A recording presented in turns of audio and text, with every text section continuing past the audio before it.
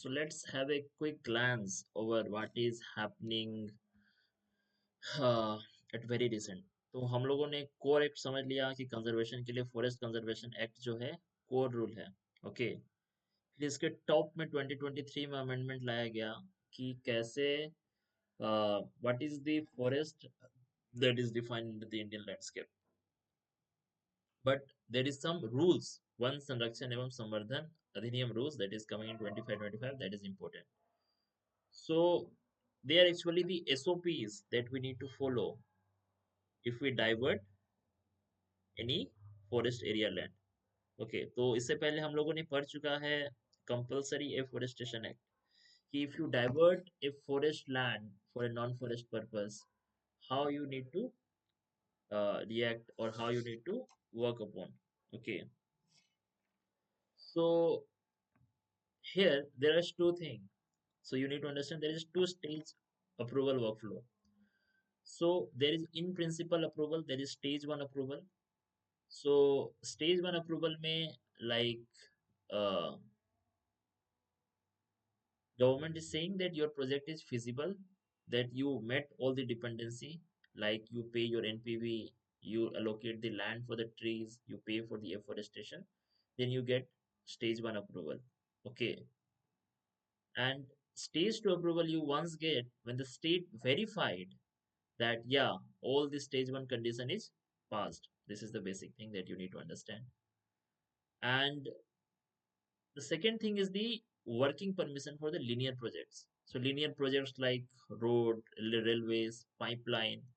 So for these things, the working permission आपको तुरंत मिल जाएगा immediately after stage one. But इसमें चीज ध्यान देना है कि you with this working permission you just can mobilize resources. But the actual work you can start after stage two only.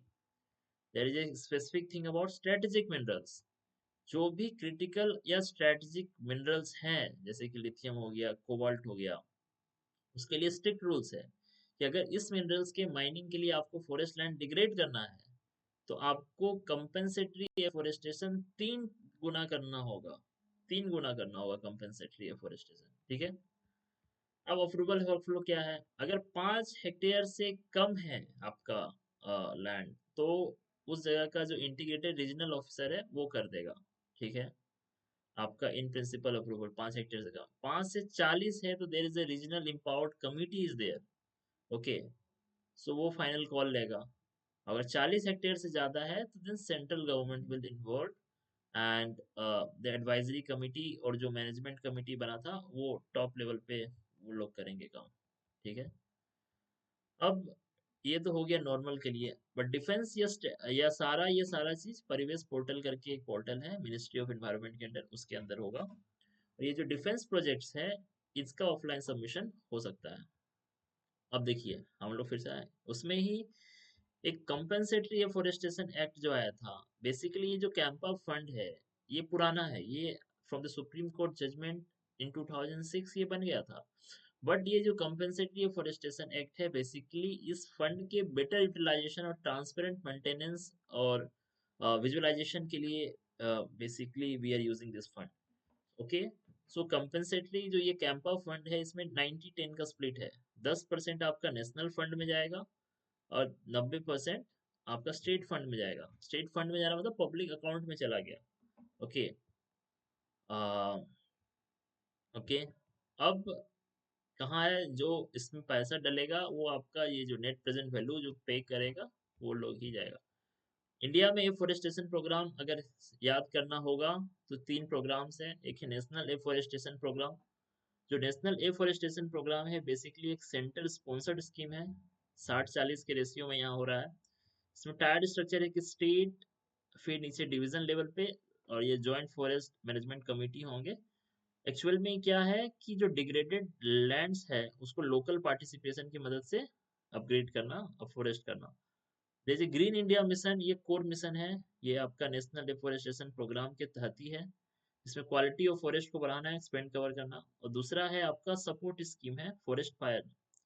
ठीक है. ये स्टेट लेड एफोरेस्टेशन स्कीम है. ठीक है.